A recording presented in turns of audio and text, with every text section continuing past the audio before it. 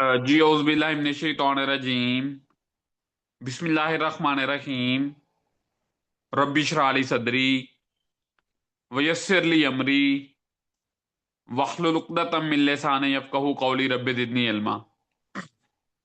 आज हम जो टॉपिक डिस्कस करने जा रहे हैं वो है वेजिनल डिस्चार्ज, या आम जुबान में उसको लिकोरिया बोलते हैं। दूसरा हमारा टॉपिक है हिक्कप्स, और तीसरा हमारा टॉपिक है वर्टिगो। तो ये जो वेजिनल डिस्चार्ज के साथ पेशेंट आती हैं हमारे पास, तो उसके कॉमन थ्री डिफरेंशियल्स हो सकते हैं। या तो ये नॉर्मल फिजियोलॉजिकल वेजिनल डिस्चार्ज है, या vaginal discharge due to bacterial infection हो सकता है, या vaginal discharge due to fungal infection हो सकता है। तो सबसे पहले आपने पेशेंट से पूछना है कि what is the colour of discharge. तो अगर पेशेंट बता रहा है कि पानी की तरह का डिस्चार्ज आ रहा है, वेजिनल डिस्चार्ज लाइक वाटरी, तो ये फिजियोलॉजिकल वेजिनल डिस्चार्ज होता है। और अगर ग्रीनिश येलोइश डिस्चार्ज है, थिक डिस्चार्ज है, ग्रीनिश येलोइश, और फाउल स्मेलिंग डिस्चार्ज है, या मिल्की वाइट डिस्चार्ज है, दूध की तरह का डिस्चार्ज आ रहा है, तो मिल्की वाइट वेजिनल डिस्चार्ज या greenish yellowish vaginal discharge is the feature of bacterial infections. और तीसरा, अगर कर्डी वाइट आ रहा है, दही की तरह का आ रहा है, थिक सा है, और दही की तरह की फुटकड़ियां आ रही हैं, और इचिंग के साथ आ रहा है वेजिनल डिस्चार्ज, तो that is the feature of fungal infections. तो पहले मैं आपको bacterial infection of the vagina पढ़ा देता हूं, फिर हम फंगल पढ़ते हैं, फिर मैं आपको नॉर्मल फिजियोलॉजिकल वेजिनल डिस्चार्ज पढ़ाता हूं। तो आपने पेशेंट से पूछा कि what is the colour of discharge. अगर पानी की तरह का है तो आपने सोचा कि ये नॉर्मल हो सकता है, अगर मिल्की वाइट है तो आपने बैक्टीरियल सोचना है, और ग्रीनिश येलोइश है तो वो भी बैक्टीरियल सोचना है। तो ग्रीनिश येलोइश वेजिनल डिस्चार्ज या मिल्की वाइट वेजिनल डिस्चार्ज, तो ये जो कल्परेट ऑर्गेनिजम्स होते हैं दो तरह के होते हैं, या तो गार्डिनेला वेजिनेलिस है, या ट्रिकोमोनास वगैरह है, ट्रिकोमोनास वेजिनेलिस। तो ये पेशेंट को करवाते हैं, और ये यूजली सेक्सुअली एक्टिव फीमेल्स में होगा। अडल्ट फीमेल्स आपके पास आती हैं, न्यूली मैरिड फीमेल्स हमारे पास आती हैं with history of curdy white vaginal, sorry, milky white vaginal discharge या ग्रीनिश येलोइश डिस्चार्ज। और ये अकेला भी हो सकता है, या इसके साथ यूटीआई भी हो सकता है। यूटीआई मीन के पेशेंट को बर्निंग मिक्चुरेशन भी हो रही है, उसको बार बार यूरिन आ रहा है, और उसको मिल्की वाइट वेजिनल डिस्चार्ज आ रहा है। तो ये सजेस्टिव होंगे कि इसको पेशेंट को यूटीआई भी साथ है अलॉन्ग विद वेजिनल इन्फेक्शन। तो होता क्यों है, क्योंकि जो फीमेल की वेजिना है वो ओपनिंग है, close to the anal canal है, और शॉर्टर है, जो यूरिथ्रा बेसिकली पड़ा हुआ है। तो पेशेंट आपके पास यूटीआई और जो वेजिनल इन्फेक्शन है इनके साथ साइमल्टेनियसली आ सकते हैं। और हो सकता है कि इसी पेशेंट को बैक एक हो, यानी पीआईडी भी हो। अगर एक पेशेंट को क्रैम्पी बैक एक हो with greenish yellowish vaginal discharge और मिल्की वाइट वेजिनल डिस्चार्ज, तो दैट इज जस्ट आपकी ये असेंडेंट इन्फेक्शन हो के ऊपर इसने यूट्रस को भी इन्वॉल्व किया हुआ है, सर्विस को भी इन्वॉल्व किया हुआ है, उसको हम फिर पीआईडी बोलते हैं, पेल्विक इन्फ्लेमेटरी डिजीज। तो अगर जस्ट ल्यूकोरिया है, बैक्टीरियल वेजिनोसिस है, यानी जस्ट ग्रीनिश येलोइश डिस्चार्ज है, या मिल्की वाइट वेजिनल डिस्चार्ज है, कोई बैक एक नहीं है, तो फिर हम just on the line of bacterial vaginosis ही रखेंगे। अब मैंने ना आपका ये सर क्यों खाया कि हम मैं आपको साथ यूटीआई भी पढ़ा रहा हूं, साथ में आपको पीआईडी का भी बता रहा हूं, क्योंकि इसकी मैनेजमेंट में थोड़ा सा डिफरेंस है कि अगर जस्ट बैक्टीरियल वेजिनोसिस होगा, यानी ग्रीनिश येलोइश या मिल्की वाइट वेजिनल डिस्चार्ज आ रहा है, तो इसका ड्यूरेशन ऑफ थेरेपी 1 वीक है। और अगर पीआईडी डेवलप हो गया तो उसका ड्यूरेशन ऑफ थेरेपी 2 वीक्स है। और अगर यूटीआई साथ डेवलप हो जाता है, तो यूटीआई में हमने ना क्रैनबेरी पढ़ा था, वो भी फिर हम ऐड ऑन करते हैं। तो खैर, बैक्टीरियल वेजिनोसिस के पेशेंट में यूजुअली हम एग्जामिनेशन नहीं करते due to lack of privacy, या जब एज अ मेल आप पेरिफेरी पे काम करते हो तो फीमेल्स, हमारा जो सोशल कल्चर है वो हमें अलाउ नहीं करता। तो अगर ग्रीनिश येलोइश वेजिनल डिस्चार्ज है, फिशी ऑर्डर है, स्मेली डिस्चार्ज है, मिल्की वाइट डिस्चार्ज है, तो आपने इसको बैक्टीरियल इन्फेक्शन की लाइन पे सोचना है। तो क्योंकि दो बैक्टीरिया हैं तो हमने एंटीबायोटिक भी दो देनी है। तो एक आप इनको देंगे यही कैरिसेफ, सॉरी विब्रामाइसिन, जो कि डॉक्सा के नाम से आती है, विब्रामाइसिन के नाम से आती है, ये डॉक्सीसाइक्लिन है। तो 100 mg सुबह, 100 mg शाम फॉर 1 वीक, यानी डॉक्सीसाइक्लिन आप इन पेशेंट को दोगे 1 वीक के लिए, और साथ आप मीट्रोनिडाजोल दोगे, फ्लैजल 400 mg बीडी या टीडीएस। और इसके साथ आप इन पेशेंट को एनसेड देंगे, डाइक्लो दे सकते हैं 50 mg सुबह शाम, पाइटेक्स दे सकते हैं, या पोंस्टान फोर्ट दे सकते हैं। पोंस्टान फोर्ट इज मिफिनेमिक एसिड, 500 mg सुबह शाम। तो हमने फ्लैजल दी, पोंस्टान फोर्ट दिया, हमने अडॉक्सा यानी विब्रामाइसिन या डॉक्सीसाइक्लिन दी। और साथ हम, अगर फीमेल को कोई बैक एक होता है, कमर में दर्द है, टांगों में दर्द है, जिस्म में दर्द है, तो आप विटामिन डी भी देते हो। विटामिन डी इम्यूनिटी भी बेहतर करता है। विटामिन डी मैंने आपको पढ़ाया हुआ है बैक एक वाले में। तो ये आपने इनको 1 वीक की ट्रीटमेंट दे देनी है। अगर एक पेशेंट को जस्ट बैक्टीरियल वेजिनोसिस हो, यहाँ पे ना जो ये बैक एक है, इसको कंफ्यूज नहीं करना पीआईडी के साथ। पीआईडी का बैक एक क्रैम्पी होता है, कि पेशेंट को स्पैज्म होगा बैक में। तो हमने जब पीआईडी होगा यानी असेंडिंग इन्फेक्शन है, उसमें बैक्टीरियल वेजिनोसिस भी होगा और क्रैम्पी बैक एक होगा, क्रैम्प्स पड़ेंगे। तो फिर आपने यही मेडिसिन 2 वीक्स देनी है। यानी आप इन पेशेंट को विब्रामाइसिन 100 mg सुबह शाम 2 वीक्स देंगे, फ्लैजल 400 mg बीडी या टीडीएस 2 वीक्स देंगे, पोस्टानफोर्ट 500 mg बीडी मिनिमम आप 1 वीक देते हो। अदरवाइज अगर पेन सेटल नहीं होता तो 2 वीक्स पे भी जा सकते हो। तीसरे नंबर पे आपने इनको नो स्पा देनी है, एंटीस्पाज्मोडिक। जब भी स्मूथ मसल्स का पेन होगा, क्रैम्प होगा, तो एंटीस्पाज्मोडिक्स का रोल होता है। तो tablet no spa forte 80 mg सुबह, 80 mg शाम को।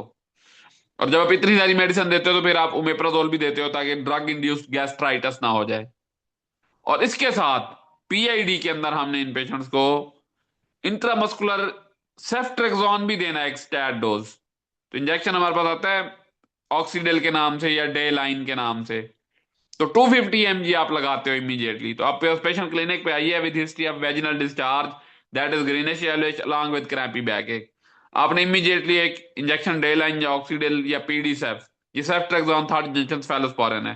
250 mg आपने स्टैट लगाया, डॉक्सीसाइक्लिन दी 100 mg सुबह शाम 2 वीक्स, फ्लैजल 400 mg सुबह शाम दे दें या सुबह दोपहर शाम दे दें फॉर 2 वीक्स। पोस्टान फोर्ट दी आपने इनको, विटामिन डी दिया, ओमेप्राजोल दिया, और नोस्पा फोर्ट दी।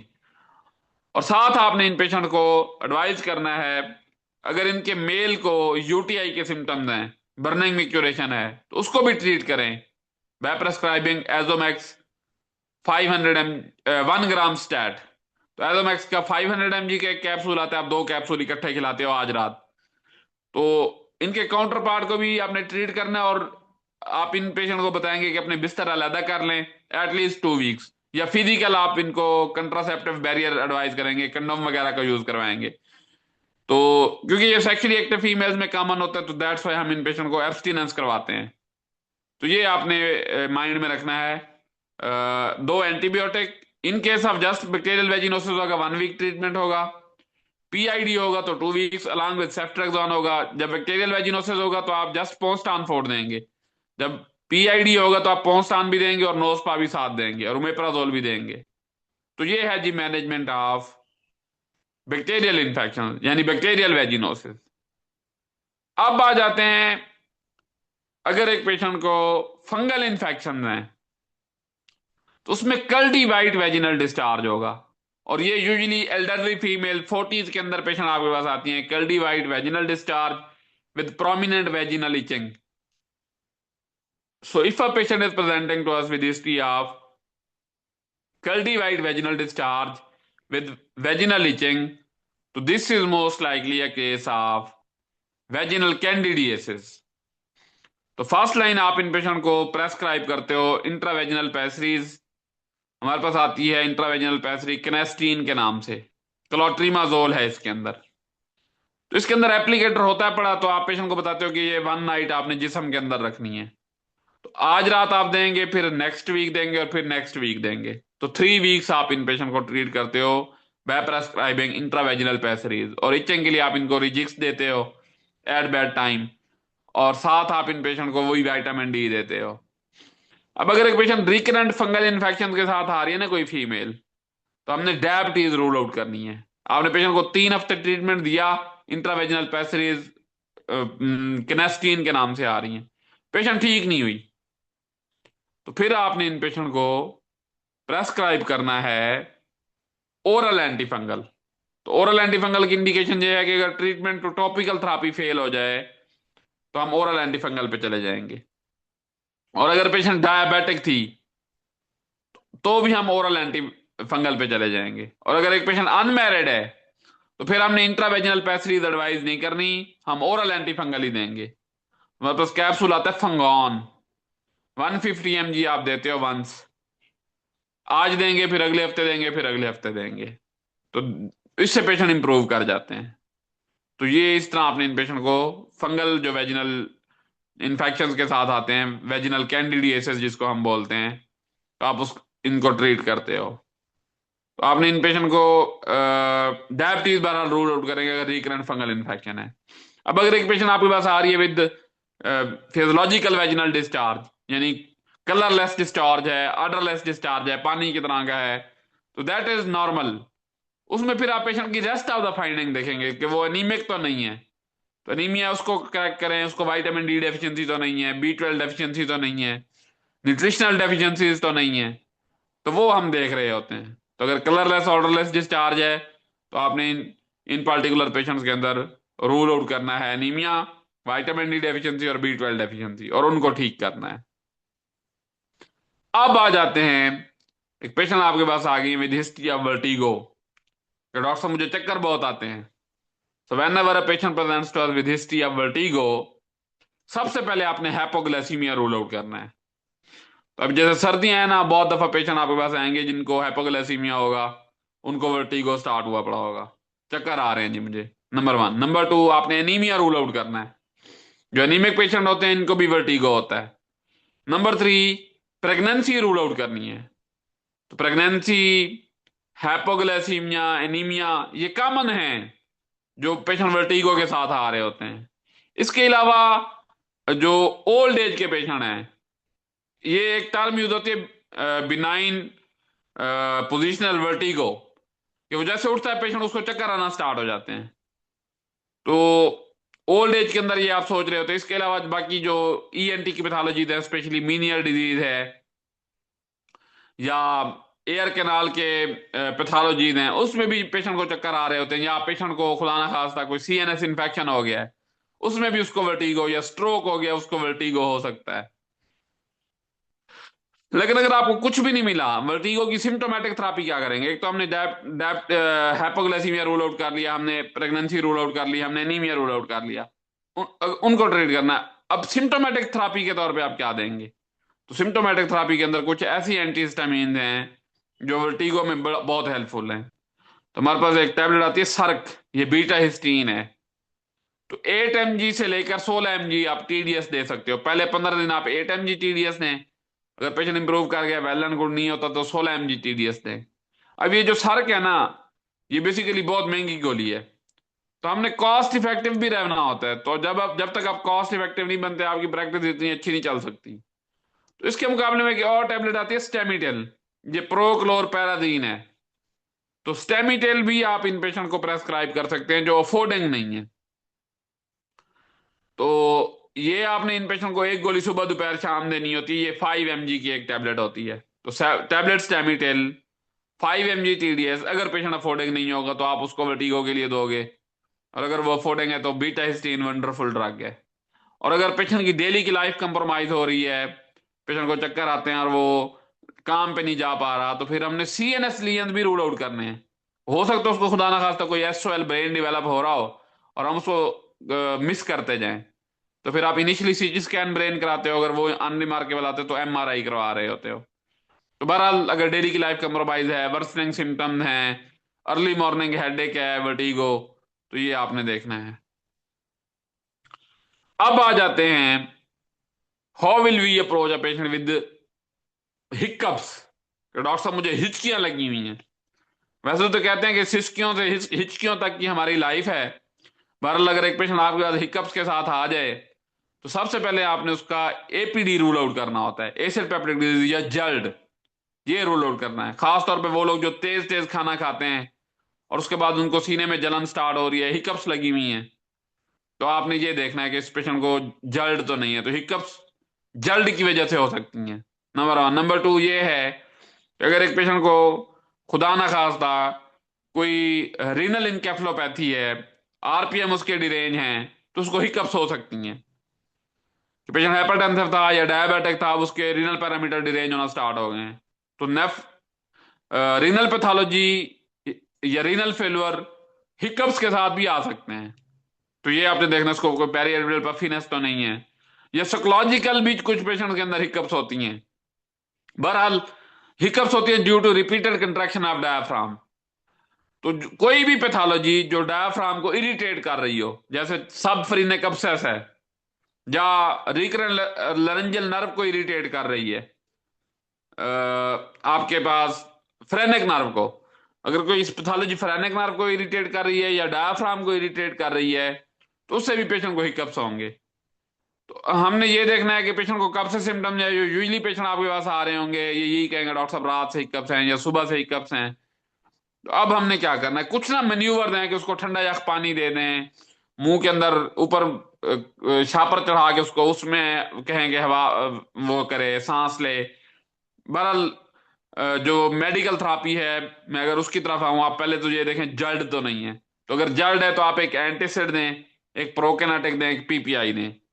और क्योंकि ये डायफ्राम बार बार कंट्रैक्ट कर रहा है, उसकी रिलैक्सेशन हमने करवानी है। तो हमारे पास एक टैबलेट आती है बेक्लिन, ये बेक्लोफिनेक सोडियम है। तो ये डायफ्राम को रिलेटिवली रिलैक्स करवा देता है, तो बार बार कंट्रैक्ट नहीं करता डायफ्राम। तो 10 mg इसकी वैसे टीडीएस डोज होती है, लेकिन नींद आती है पेशेंट को इससे। आप सुबह शाम दे दें फॉर 3 डेज, और एपीडी का ट्रीटमेंट दे दें। सिम्टम पेशेंट के ठीक नहीं हो रहे, रीनल पैरामीटर्स करवाएं कि उसके रीनल पैरामीटर डिरेंज तो नहीं है। स्टिल नहीं हो रहे तो आप अल्ट्रासाउंड एब्डोमेन और चेस्ट एक्सरे करवाएं कि कोई मीडियल स्टैनल वाइडनिंग तो नहीं है। अल्ट्रासाउंड वाले को कहना है कि भाई उसने फोकस करना लीवर के ऊपर, कि कोई मैस तो डेवलप नहीं हो रहा जो डायाफ्राम को इरिटेट कर रहा हो। तो अगर वो आते हैं तो फिर अकॉर्डिंगली उसकी मैनेजमेंट होती है। तो सिम्टोमेटिक थेरापी में बैकलेन एज ए मसल रिलैक्सेंट, और जल्ड है तो उसका ट्रीटमेंट। और बाकी आपने काजेज देखने हैं कि और काजेज क्या क्या हैं।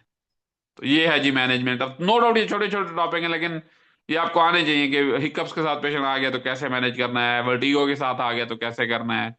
और मोस्ट बहुत सारे लोग गायनी में हाउस जॉब नहीं करते, तो उनको ये पता होना चाहिए कि बैक्टीरियल वेजिनोसिस क्या है, fungal infection of the vagina कैसे ट्रीट करते हैं, नॉर्मल डिस्चार्ज कैसे होता है। तो ये आपने डील करना है। तो ये है जी management of hiccups, vertigo and leucorrhoea. तो मैं आपका माइक ऑन कर देता हूँ, कोई क्वेश्चन पूछना है तो वो पूछ लें। कल हम इंशाल्लाह पढ़ेंगे डायबिटीज। तो how will we approach a patient with diabetes, इंशाल्लाह ये हमारा कल का टॉपिक है।